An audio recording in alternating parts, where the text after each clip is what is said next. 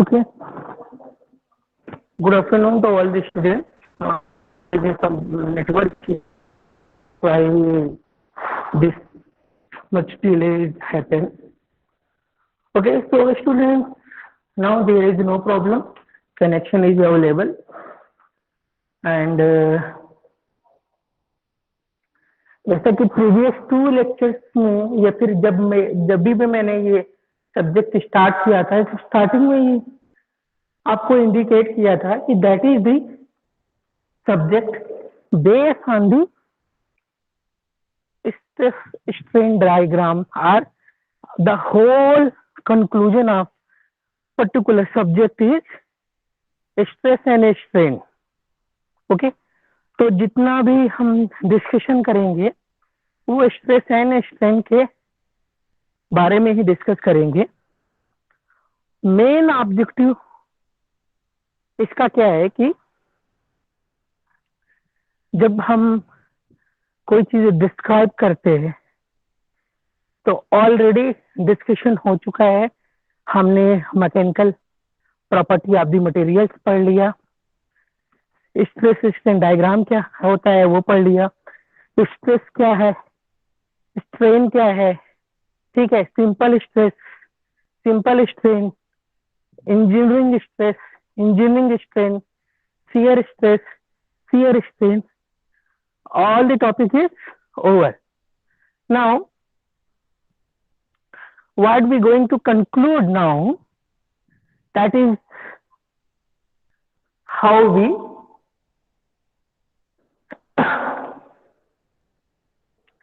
apply these stress strain knowledge in particular other application. Okay, so the application is which topic we going to cover now. Just I want to share.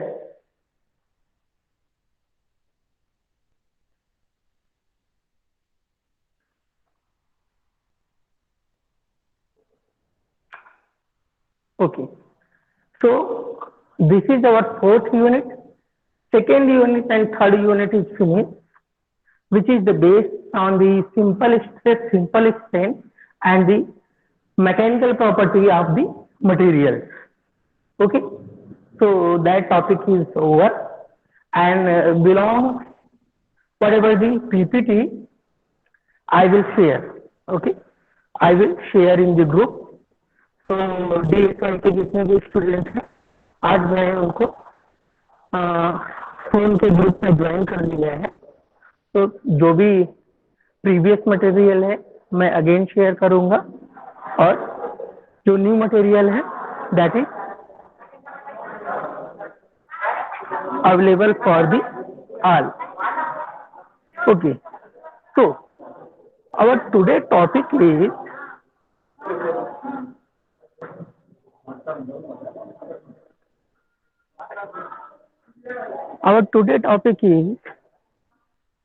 shear force and bending moment diagram of a beam. Shear force and bending moment diagram of a beam. So क्या बोल सकते हैं इसको, bending moment and shear force in the beam. ठीक है, तो पहले bending moment और शियर फोर्स क्या होता है, ठीक है ना. तो दोनों फोर्स हैं, बेंडिंग मोमेंट भी फोर्स है और शियर फोर्स तो फोर्स ही है, ठीक है ना. तो बेंडिंग मोमेंट क्या होता है कि वो पर्टिकुलर फोर्स जिसकी वजह से कोई भी कंपोनेंट, कोई भी बीम पर्टिकुलर पॉइंट पे बेंड हो सकती है या बेंड होने की टेंडेंसी रखती है. Okay, a force which is belongs to tend a beam into bend. कोई भी बेंड करने के लिए अगर बेंडिंग फोर्स अप्लाई हो रहा है तो वो उसको जो बेंडिंग पर्टिकुलर पॉइंट में बेंड करने के लिए, तो यहाँ पे जो भी डिस्कशन है, whatever the discussion is here is that when we apply the force there is 2 type reaction. First या तो आपकी बीम बेंड होगी या फिर शियर होगी, ठीक है। या पर्टिकुलर पॉइंट पे शियर हो जाएगा, मीन आपका कंपोनेंट या बीम टियर हो जाएगा पर्टिकुलर पॉइंट पे, या फिर पर्टिकुलर पॉइंट पे बेंड होगा। There is two possibility and these two possibilities discuss here. Okay, first we calculate whatever the bending moment, ठीक है ना। तो बेंडिंग मोमेंट फोर्स के थ्रू ही होता है, तो इसका जो रेशियो होता है, सॉरी इसकी जो यूनिट है बेंडिंग मोमेंट की, वो न्यूटन मीटर होती है। कि एक पर्टिकुलर फिक्स पॉइंट होता है, उस फिक्स पॉइंट से फॉर अवे कितनी भी डिस्टेंस पे एक फोर्स अप्लाई होता है, ठीक है ना। तो ये फोर्स कितने टाइप के होते हैं, ठीक है ना। अगर हम बीम की बात करते हैं तो that force is also called like load. Okay, तो कितना लोड अप्लाई है, ठीक है ना। तो और पर्टिकुलर फिक्स पॉइंट पे, जिस पॉइंट पे हम मोमेंट ले रहे हैं, वो डिस्टेंस कितनी है। फॉर एग्जांपल मान लीजिए 100 न्यूटन का फोर्स अप्लाई है और 5 मीटर की डिस्टेंस पे अप्लाई हो रहा है, तो बेंडिंग मोमेंट कितना हो जाएगा, 100 into 5, 500 newton metre. That is the calculation for the bending moment for a particular whatever the type of beam we discuss in further. Okay, तो इन दिस लेक्चर हम क्या डिस्कस करेंगे, type of load, type of beam. Okay, and after that how to calculate the bending moment and how to calculate the shear force, and next how we can draw the bending moment diagram and shear force diagram for a particular beam. Okay, तो यहाँ पे जो भी beam हम बात करेंगे, तो type of beam और type sorry type of beam and type of load के अकॉर्डिंग हमारा बेंडिंग मोमेंट डायग्राम और शियर फोर्स डायग्राम डिफर करेगा। तो main motto of this unit is that calculating the bending moment diagram and shear force, sorry, calculating the bending moments and shear force and apply this value to draw a bending moment diagram and shear force diagram. So let's start. Okay, this is about the introduction. A beam is a structure member used for bearing the load. It is typically used for the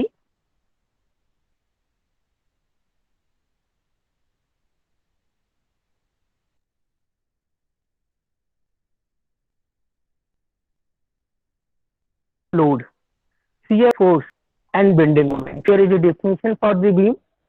Okay, so the beam is a component or structural member, ठीक है ना। Structural member होता है, जैसे last lecture में मैंने आपको दिखाया था कि जब हम सिविल इंजीनियरिंग की बात करते हैं, सिविल इंजीनियर्स क्या करते हैं, होम, हाउसेस, ब्रिजेस, ठीक है ना, सोसाइटी वगैरह कंस्ट्रक्ट करते हैं। तो जब हम हाउस वगैरह का कंस्ट्रक्शन करते हैं, देन बीम का यूटिलाइजेशन होता है, ठीक है ना। बीम और कॉलम पे ही हमारा पूरा हाउस डिपेंड करता है, ठीक है। कॉलम क्या है, वर्टिकल कंपोनेंट है, ठीक है ना। कॉलम क्या है, वर्टिकल कंपोनेंट है, और बीम क्या है, हॉरिजॉन्टल कंपोनेंट है, जो कि रूफ के सपोर्ट के लिए दिया जाता है, ठीक है ना।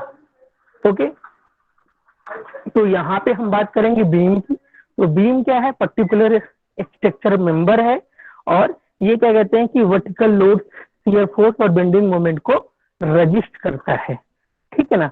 इक्विलिब्रियम बना के रखता है कि मीन्स जितना भी शियर फोर्स, बेंडिंग मोमेंट या फिर वर्टिकल फोर्स है, उनको इक्वलाइज कर दे और उसको रजिस्ट कर दे, और आपका जो स्ट्रक्चर है वो सेफ रहे, ठीक है ना। तो जितना बेंडिंग मोमेंट और शियर फोर्स कैलकुलेट करेंगे, उसके अकॉर्डिंग हम बीम पे डिफ्लेक्शन वगैरह मेजर करेंगे। ठीक है, मैक्सिमम डिफ्लेक्शन कितना हो सकता है। ओके, अभी is structural member which is acted upon by the system of external load at the right angle to the axis. Okay, तो क्या होता है कि जो बीम का एक्सिस है, वट एवर दी जो भी लोड लगते हैं उस पे क्या कहते हैं कि हम reaction, bending moment and shear force का कैलकुलेशन करते हैं। ओके, ठीक है। Now comes here type of beam. Okay, so how many types of beam? Beam can be classified into many types based on three main criteria. They are following. ठीक है, अभी हम type of beam देखने जा रहे हैं। तो type of beam को हम कई तरीके से डिवाइड कर सकते हैं, लेकिन मेन थ्री क्राइटेरिया है जिसके अकॉर्डिंग हम बीम का क्लासिफिकेशन स्टार्ट करते हैं। The first is based on the geometry. Based on the geometry means आपका साइज एंड बीम का साइज एंड शेप कैसा है, उसके अकॉर्डिंग हम बीम को कैटेगराइज करेंगे। Whatever the geometry of the beam, on the basis of that we can categorise the or classified the beam. Okay, straight beam. The first is straight beam.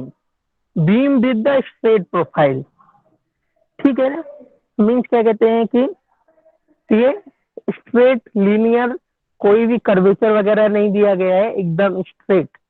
Okay, ठीक है। Next curve beam, means जो profile है वो curve shape में है। ठीक है ना।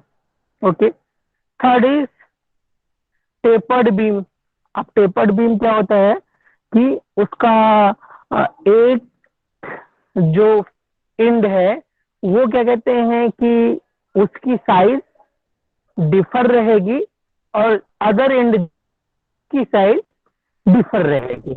ओके, प्रीवियस दोनों बीम स्ट्रेट बीम में क्या होता है कि कर्व रहेगा, ठीक है, या स्ट्रेट रहेगा, ठीक है, लेकिन होल प्रोफाइल में डायमेंशन, जो क्रॉस सेक्शनल डायमेंशन जो बीम की है वो सेम रहती है। लेकिन टेपर्ड बीम में क्या होता है कि डिफरेंट पॉइंट पे क्रॉस सेक्शनल जो आपका साइज है और शेप है वो डिफर करता है। That is called the tapered beam. Next, based on the shape of the cross section. ठीक है, अभी क्या कहते हैं कि क्रॉस सेक्शन यानी अगर बीम को हम किसी भी पॉइंट पे कट करें है ना, या फिर उसके एंड का शेप देखें तो वो क्रॉस सेक्शन कैसा है, तो उसके बेस पे भी हम बीम को डिवाइड करते हैं। That is the I beam, और we can say that the I section beam. Okay, क्यों? क्योंकि इसका जो एंड रहता है वो आई सेक्शन में बना रहता है, यानी आई जो लेटर होता है वो उसको डिनोट करता है। ठीक है, T section beam, cross section like a T letter, and C section beam, the cross section is like C. Okay, so third point is based on the equilibrium condition. Okay, statically determined beam for a statical determination beam. Okay, तो ये सारे beam क्या है, by figure आपको represent करूंगा मैं। पहले just name से स्पेसिफाई हुई है। Equilibrium condition alone can be use for the solve the reaction. ठीक है ना, तो इक्विलिब्रियम बीम कंडीशन क्या होती है कि जो इक्विलिब्रियम कंडीशन होती है उसको हम प्रॉब्लम की सॉल्व, बीम के प्रॉब्लम को सॉल्व करने के लिए यूज करते हैं। तो आपके सिलेबस में यही है। ठीक है ना, यही है फर्स्ट पॉइंट, ये है कि इक्विलिब्रियम डिटर्मिनेशन बीम, ठीक है ना, कि जो इक्विलिब्रियम कंडीशंस है, इक्वेशंस हैं, उसको अप्लाई करके हम शियर फोर्स और बेंडिंग मोमेंट डायग्राम ड्रॉ करेंगे। उससे पहले हम शियर फोर्स और बेंडिंग मोमेंट कैलकुलेट करेंगे। Okay, so next point is statically indeterminated beam, मतलब क्या, जो इक्विलिब्रियम कंडीशन को फॉलो नहीं करते हैं, जो इक्विलिब्रियम कंडीशन को फॉलो नहीं करते हैं, they don't follow beam like which is don't follow the equilibrium condition. Okay, so based on the three we categorize the beam. Now based on the type of support, okay, तो अभी क्या हुआ कि beam के ऊपर क्या support है, यानी बीम किस सपोर्ट के थ्रू लोड को वियर कर रहा है। फर्स्ट सिंपली सपोर्टेड बीम, तो सिंपली सपोर्टेड बीम में क्या होता है कि बीम का जो दोनों एंड है वहां पे उसको सपोर्ट रहता है, दोनों एंड पे सपोर्ट रहता है, मींस सपोर्ट में B minimum 2। Simply supported beam का मीनिंग क्या है कि मिनिमम 2 सपोर्ट होने चाहिए, ठीक है, 2 से ज्यादा भी हो सकते हैं लेकिन मिनिमम 2 सपोर्ट इज कंपल्सरी, ठीक है। कैंटिलीवर बीम, जब कैंटिलीवर बीम की बात करते हैं, in the cantilever beam what happened, एक एंड बीम का 2 एंड रहता है, एक एंड फिक्स हो जाता है, ठीक है, उसमें fix, there is no constant, no motion allow, ठीक है ना, एक एंड को फिक्स कर देते हैं और दूसरा एंड आपका फ्री रहता है, ठीक है ना, जिसपे हम लोड कैरी करते हैं, ठीक है ना। तो सारे का एग्जांपल भी मैं आपको बताऊंगा, फिक्स्ड बीम, ठीक है ना। तो सिंपली सपोर्टेड बीम में क्या होता है और फिक्स बीम में क्या होता है, जैसे बीम को फिक्स करते हैं तो किसी तरीके का कोई भी मोशन पॉसिबल नहीं रहता है, लेकिन सिंपली सपोर्टेड में क्या होता है कि बीम वन डायरेक्शन में फिक्स हो जाता है और अदर डायरेक्शन में मूव कर सकता है, ठीक है ना। ओवरहैंगिंग बीम, ओवरहैंगिंग बीम में क्या होता है कि जो बीम का एंड रहता है वहां पे सपोर्ट ना हो करके उससे थोड़ा फॉरवर्ड डायरेक्शन में, फॉरवर्ड डिस्टेंस पे हम सपोर्ट को प्रोवाइड करते हैं, ठीक। कॉन्टिन्यूअस बीम, ठीक है ना, जब कॉन्टिन्यूअस बीम की बात होती है तो इसका मतलब इसमें 2 से ज्यादा, यानी 2 से ज्यादा डिफरेंट टाइप के सपोर्ट्स रहते हैं, है ना। तो ये क्या कहते हैं कि आपका टाइप ऑफ बीम हो गया। The last 2 beam are strictly indeterminate beam, यानी आपका ओवरहैंगिंग और कंटिन्यूअस बीम इनडिटर्मिनेंट होता है, मतलब इसकी कैलकुलेशन वगैरह काफी क्रिटिकल होती है, टफ होती है, ठीक है ना। तो ये ओवरहैंगिंग बीम और कंटिन्यूअस बीम दोनों ही आपके सिलेबस में नहीं है, ओके। बाकी सिंपली सपोर्टेड, कैंटिलीवर और फिक्स्ड बीम है, लेकिन most of the question, most of the problem is belongs to the simply supported beam and cantilever beam, okay, simply supported beam and cantilever beam, okay. Now अभी देखिए आपका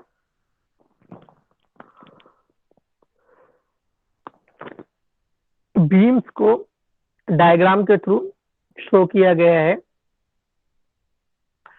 forces in beam, statically determinated beam, statically determinated beam, okay. तो यहाँ पे देखिए statically determinated beam में first आपका simply supported beam है, सिंपली सपोर्टेड बीम। ओके, तो यहाँ पे देखिए सिंपली सपोर्टेड बीम में क्या है कि दो सपोर्ट्स हैं, और ओवरहैंगिंग बीम में क्या हुआ, मैंने बताया ना कि जो सपोर्ट है वो इंड पे ना हो करके उससे थोड़ा फॉरवर्ड डिस्टेंस पे रहता है।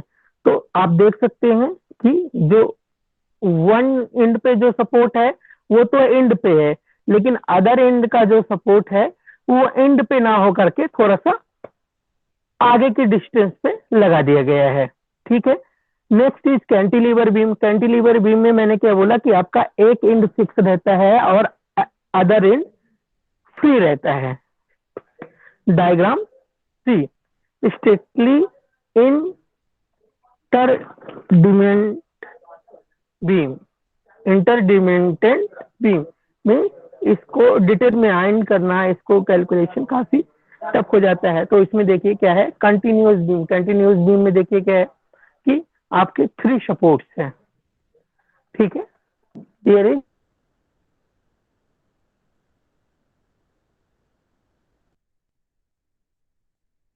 Supported, three supports. Okay, now next is beam fixed at one end and simply supported at other end। ठीक है ना, इसमें क्या है कि एक एंड आपका फिक्स है, दूसरे एंड पे सिंपली सपोर्टेड है। ठीक है ना, और लास्ट क्या है, फिक्स बीम मीन्स दोनों एंड के फिक्स है। ठीक है, दोनों एंड पे किसी प्रकार का कोई मोशन पॉसिबल नहीं है। Okay, now type of load. ठीक है, टाइप ऑफ लोड। ओके, तो लोड कितने टाइप के होते हैं, किस किस टाइप के लोड बीम पे अप्लाई हो सकते हैं। Okay, point load are constructed load. ठीक है, पॉइंट लोड या कंस्ट्रक्टेड लोड क्या होता है कि बीम पे पर्टिकुलर किसी एक पॉइंट पे अप्लाई किए जाते हैं। ठीक है ना, uniform distributed load. Uniform distributed load क्या होता है कि वो पूरे बीम पे एक जैसा रहता है, यानी पर्टिकुलर लेंथ दिया रहता है। जैसे बोले फॉर एग्जांपल 5 किलो न्यूटन का लोड है, कहाँ तक है, बीम के 5 मीटर लेंथ तक है ना।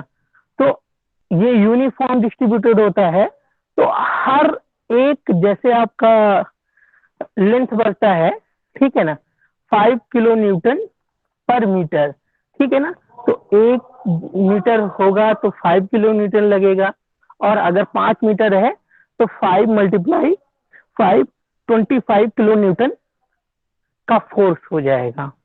ठीक है ना, इसलिए ये uniform distributed load. Okay, uniformly varying load. ठीक है ना, अब यूनिफॉर्म वेरिंग लोड क्या होता है कि ये जैसे जैसे आपका लेंथ इंक्रीज होती है वैसे वैसे लोड इंक्रीज हो जाता है।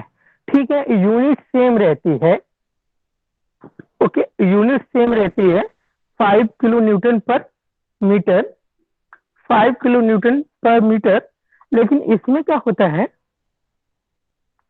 कि अगर मान लीजिए आपका 5 मीटर की लेंथ है बीम की, तो एक एंड पे क्या होगा, जो लोड होगा वो 0 होगा, और जैसे जैसे जैसे जैसे लोड यानी लेंथ इंक्रीज होती जाएगी वैसे वैसे लोड इंक्रीज होता जाएगा।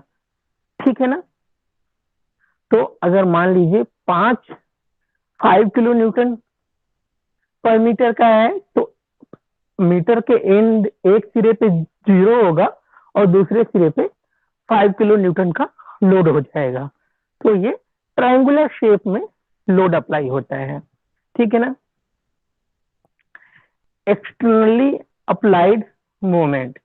ठीक है ना, तो एक्सटर्नली अप्लाइड मोमेंट का क्या मतलब होता है कि ऑलरेडी जैसे हम मोमेंट फाइंड आउट करेंगे प्रॉब्लम में, लेकिन अलग से भी कोई मोमेंट अप्लाई किया गया हो, ठीक है ना, मोमेंट अप्लाई किया गया हो, ठीक है, मोमेंट लोड, ठीक है।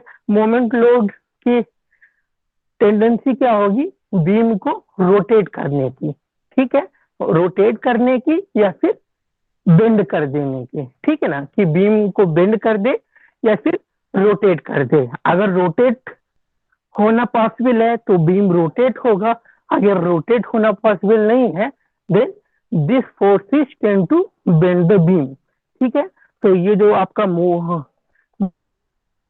वो बीम को बेंड करने के लिए ट्राई करेगा। Okay, now type of support, ठीक है ना। अभी हमने सपोर्ट के बेसिस पे देखा, तो सपोर्ट के बेसिस पे जो बीम है उतने ही टाइप के सपोर्ट्स रहते हैं। जैसे सिंपल सपोर्ट, सिंपल सपोर्ट का डायग्राम आपको दिखाया, ठीक है। रोलर सपोर्ट, ठीक है ना। जब सिंपल सपोर्ट की बात आती है तो क्या होता है कि दो direction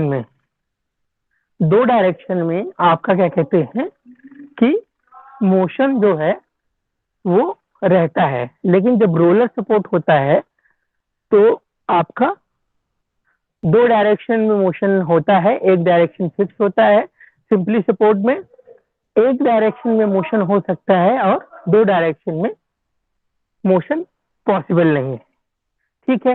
hinge support and pin support, ठीक है ना। तो हिंज सपोर्ट पिन सपोर्ट क्या होता है, इसमें भी आपका रोटेटरी मोशन हो सकता है, ठीक है। One linear motion and one rotatory motion, hinge or pin support, and fixed support there is no motion possible, means किसी भी डायरेक्शन में किसी तरीके का कोई भी मोशन नहीं होगा।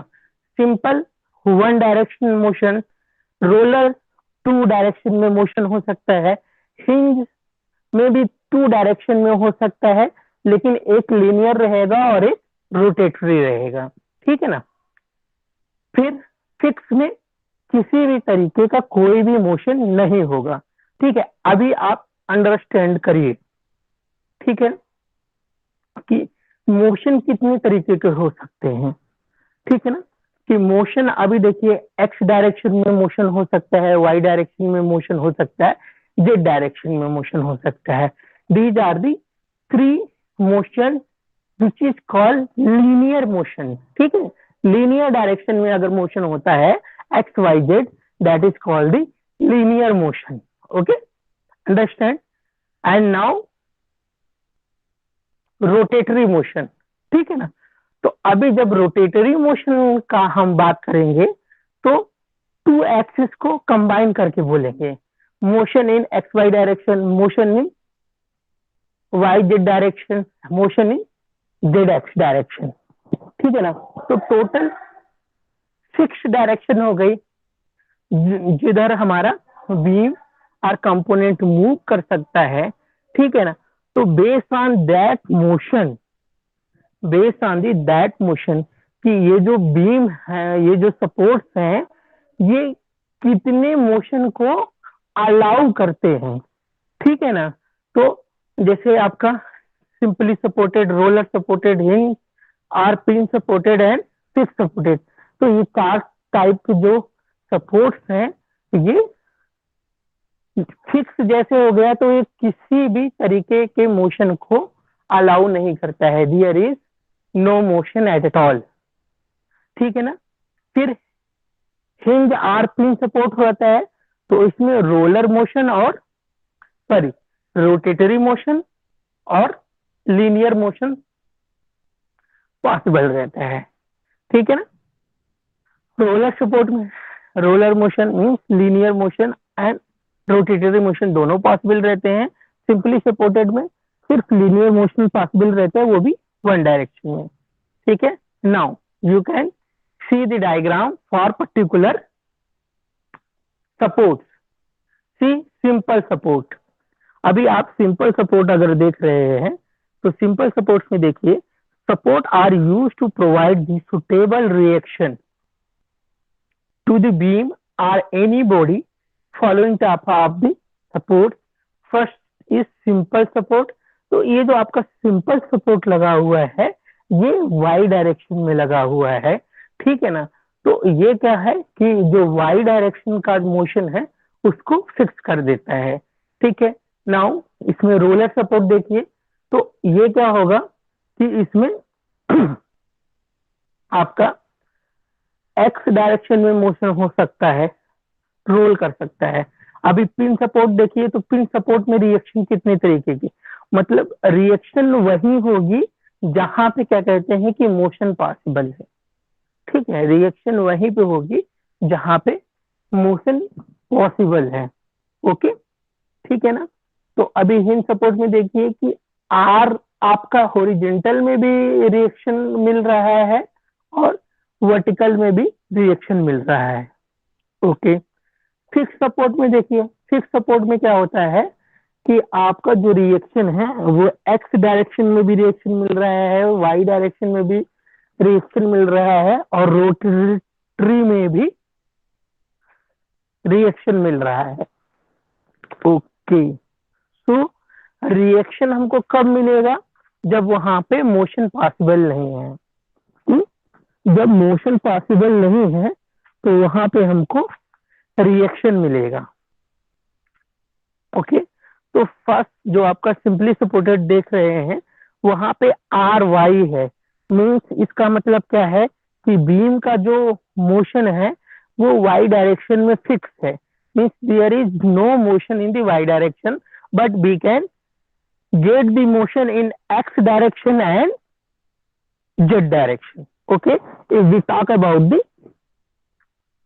three dimension, okay। now roller support में देखिए आपको रिएक्शन किसमें मिल रहा है, आर वाई, मीन्स इसमें भी वाई डायरेक्शन में आपका देयर इज नो मोशन, ठीक है ना। तो रोलर सपोर्ट में भी आपको एक्स और जेड डायरेक्शन में मोशन मिलेगा। हिंज सपोर्ट, जब हिंज सपोर्ट होता है तो क्या होता है कि आपका आर वाई और आर एक्स, एक्स डायरेक्शन और वाई डायरेक्शन दोनों में मोशन नहीं होगा, सिर्फ जेड डायरेक्शन में मोशन होगा और रोटेटरी मोशन आपको मिलेगा। There is not talk about the rotatory motion. Third, fix support, when we talk about the fix support, that is the X Y Z and moment support too, ठीक है ना। तो इसमें हर reaction आपको indicate होगा क्योंकि यहाँ पे आपको डिफरेंट टाइप का रिएक्शन दिखेगा, क्योंकि ऑल डायरेक्शन में कांस्टेंट रहेगा। फिक्स सपोर्ट आपको किसी भी तरीके का मोशन अलाउ नहीं करता है, okay. Now come to the shear force, come to the shear force. What is the shear force? Now we go to the definition of the shear force. Shear force at a section in the beam is the force that is trying to shear off the section, and it obtained as the algebraic sum of all forces including the reaction acting normal to the axis of the beam either to be left or right of the section, okay। तो shear force क्या है आपका, shear force is the force, एक particular type का force है जो कि beam को शियर करने के लिए टेंड करता है, मींस इसकी टेंडेंसी क्या रहती है कि बीम आपका शियर ऑफ हो जाए, ओके। तो जितने भी एक्सियल फोर्स होते हैं, ठीक है, वो चाहे एक्स डायरेक्शन में लग रहा हो या फिर वाई डायरेक्शन में लग रहे हो, ठीक है, एक्स डायरेक्शन में या फिर वाई डायरेक्शन में फोर्स लग रहा हो तो वो आपका टेंजेंशियल फोर्स हो जाते हैं, okay. These are the axial force. तो शियर फोर्स कैसे कैलकुलेट करते हैं, बहुत ही इजी है, ठीक है। पर्टिकुलर कोई एक सेक्शन सेलेक्ट करते हैं और उस सेक्शन के अकॉर्डिंग हम जितने भी फोर्स अप्लाई हो रहे हैं उसका एल्जेब्रिक सम लेते हैं, उसका क्या करते हैं, एल्जेब्रिक सम लेते हैं। ओके, तो वो एल्जेब्रिक सम लेने के बाद क्या होता है, और ये जो फोर्स है इसमें रिएक्शन भी इंक्लूड किए जाते हैं, ठीक है ना। तो अभी अगर बीम आपका इक्विलिब्रियम में है तो क्या होता है कि जितने भी फोर्स अप्लाई हैं उनका जो एल्जेब्रिक सम होगा वो जीरो हो जाएगा, चाहे वो एक्स डायरेक्शन में है या फिर वाई डायरेक्शन में है। तो एल्जेब्रिक सम जो जीरो हो जाता है उसी से हम शियर फोर्स को कैलकुलेट करते हैं कि डिफरेंट डिफरेंट पॉइंट पे क्या शियर फोर्स है। Okay, now the procedure to find shear force at a section is to imagine a cut in a beam at a section considering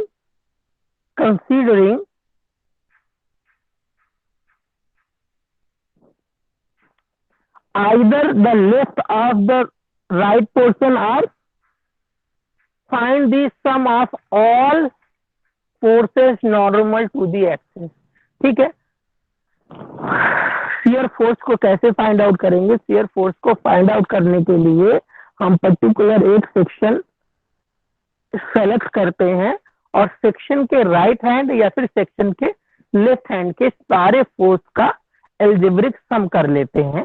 तो particular जिस भी पॉइंट पे हमको शियर फोर्स फाइंड आउट करना है वो find out हो जाता है। तो स्टूडेंट, जब हम शियर फोर्स कैलकुलेशन करते हैं तो इसमें मोस्ट प्रोबेबली क्या हमारी रिएक्शंस अननोन रहती हैं, क्योंकि हमको जो अप्लाई फोर्स है वो तो पता रहता है कि कितना फोर्स अप्लाई हो रहा है, लेकिन जो हमारा क्या कहते हैं कि अननोन रिएक्शन होते हैं उसको हम इजिली शियर फोर्स इक्वेशन से फाइंड आउट कर सकते हैं, ठीक है ना। लेकिन शियर फोर्स को जब हम फाइंड आउट करते हैं, when we going to find out the shear force, then we have to take care about the sign conversion of the shear force. Okay, तो ये आपका साइन कन्वर्जन है, ठीक है, कि पर्टिकुलर कोई भी सेक्शन अगर हम लेते हैं तो सेक्शन के राइट में देखिए ये है आपका sign conversion for the shear force, ठीक है ना। ये पॉजिटिव शियर फोर्स है, जब पॉजिटिव शियर फोर्स रहता है तो ये देखिए क्या रहता है, रेड आपका पॉजिटिव रहेगा और एफ यानी जो येलो है वो निगेटिव रहेगा। लेकिन इसमें क्या होगा, निगेटिव शियर फोर्स में मींस अगर कोई भी पॉइंट हम सेलेक्ट करते हैं जहां से हमको कैलकुलेशन करना है तो उसके राइट हैंड पे क्या होगा कि जो अपवर्ड साइड में फोर्स लगेगा वो पॉजिटिव होगा और जो डाउनवर्ड साइड में फोर्स लगेगा वो नेगेटिव होगा। लेकिन जब हम राइट हैंड साइड में जाएंगे तो क्या होगा कि डाउनवर्ड फोर्स निगेटिव होगा, अपवर्ड फोर्स पॉजिटिव होगा, और लेफ्ट हैंड में इसका अपोजिट होगा, अपवर्ड पॉजिटिव होगा और डाउनवर्ड निगेटिव होगा, ठीक है ना। लेफ्ट में जो ऊपर की डायरेक्शन में फोर्स लगेगा, अपवर्ड फोर्स लगेगा, वो पॉजिटिव होगा और राइट हैंड में वही फोर्स निगेटिव होगा, ठीक है ना। तो जब हम सेक्शन डिसाइड करेंगे, प्रॉब्लम सॉल्व करेंगे, तो ये साइंस कन्वर्जन बहुत ही इंपॉर्टेंट रोल प्ले करते हैं। अगर साइन कन्वर्जन आपका गलत हुआ तो आपका प्रॉब्लम भी रॉन्ग हो जाएगा। Okay, now we come to the bending moment. Okay, we come to the bending moment. Okay, bending moment at a section in a beam is the moment that is trying to bend it, and it obtained as the algebraic sum of the moment about the section of all forces including the reaction acting on the beam। तो bending moment क्या होता है कि आपकी beam को bend करता है या फिर ट्राई टू बेंड करता है, try to bend the beam.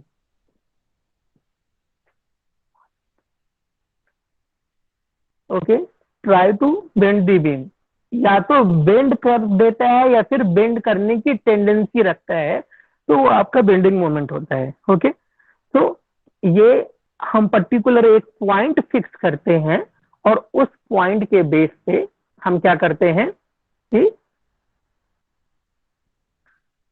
Bending moment calculate करते हैं। अब जैसा शियर फोर्स के लिए साइन कन्वर्जन इंपॉर्टेंट था, सेम वैसा ही बेंडिंग मोमेंट के लिए भी साइन कन्वर्जन बहुत ही इंपॉर्टेंट है।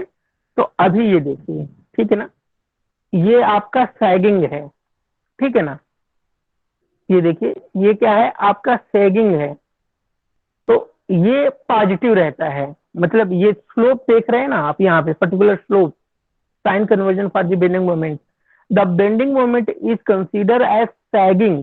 तो ये जो स्लोप है इसको सैगिंग बोलते हैं, कॉन्केव। ओके, तो ये आपका सैगिंग है। जब इस तरीके का आपका मोशन या फिर मूवमेंट आपको गेन होगा, then that is the positive direction. तो आपका जो मोमेंट कैलकुलेट करेंगे आप वहां पे एक पॉजिटिव साइन लेंगे। ओके, फिर हॉगिंग, ये आपका हॉगिंग है। Similarly the bending moment is consider as hogging bending if it tend bend the beam to a curvature like this, ठीक है ना। अगर इस तरीके की टेंडेंसी रहेगी तो हम क्या बोलेंगे उसको, वो आपका निगेटिव में रहेगा। बहुत ही सिंपल है, जब भी प्रॉब्लम स्टार्ट करेंगे तो आप लोगों को बहुत ही इजीली समझ में आएगा how we taking this sign, positive और negative. Okay, hogging and sagging, this are the hogging if the bending moment direction according to the hogging, तो आपका क्या होगा, वो निगेटिव रहेगा, और सैगिंग रहेगा तो that is the positive. Okay, point of the contraflexure, point of the contraflexure बहुत ही इंपॉर्टेंट पॉइंट आया है, ये बहुत ही इंपॉर्टेंट है। कई बार 1 मार्क्स के लिए को पूछा भी गया है, ठीक है ना, कि what is the point of contraflexure. It is a point on the bending moment diagram where the bending moment change the sign, ठीक है। तो क्या है कि बेंडिंग मोमेंट डायग्राम में एक पॉइंट होता है जहां पे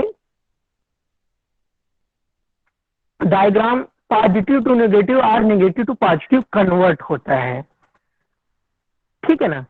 तो एक तरीके से हम क्या बोल सकते हैं कि जो आपका कंट्राफ्लेक्चर होता है बेंडिंग मोमेंट पे, वहां पे बेंडिंग मोमेंट की वैल्यू 0 होती है।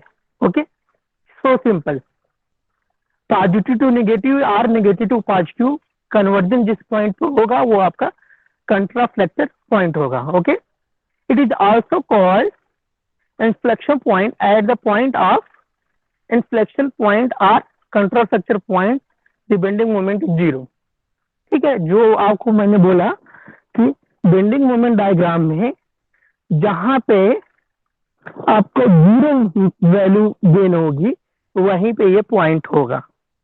Okay,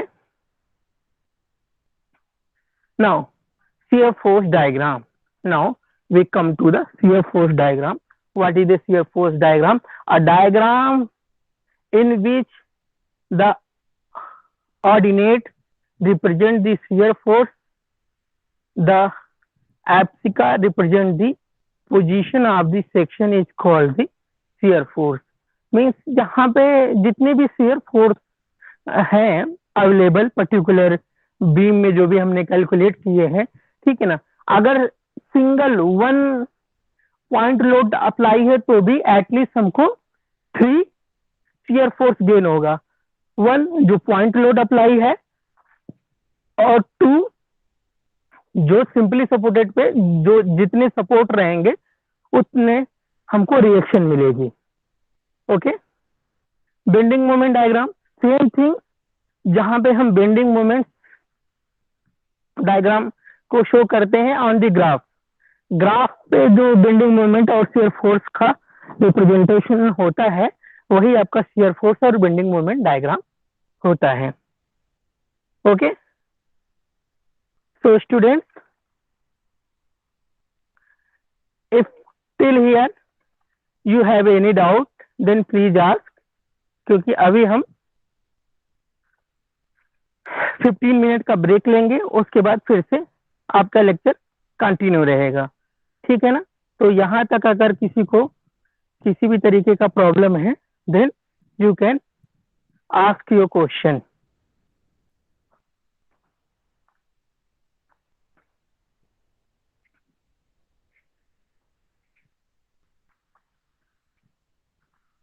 students, any doubt? If you have any doubt then put forward your question. आप क्वेश्चन पूछिए कि यहाँ तक जहाँ तक अभी मैंने आपको बताया, till shear force diagram, bending moment diagram, what is the beam, what is the type of load, type of beam, type of support. Okay, these are the points where we are going to discuss the thing, ठीक है। अगर आपको कोई doubt है तो please question forward करिए, अपना question पूछिए, बहुत ही इंपॉर्टेंट टॉपिक है और मैक्सिमम मार्क्स कवर करता है ये आपके क्वेश्चन पेपर में।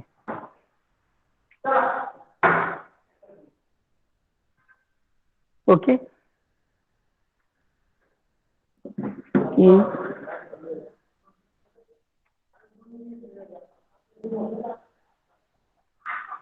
ask your question please.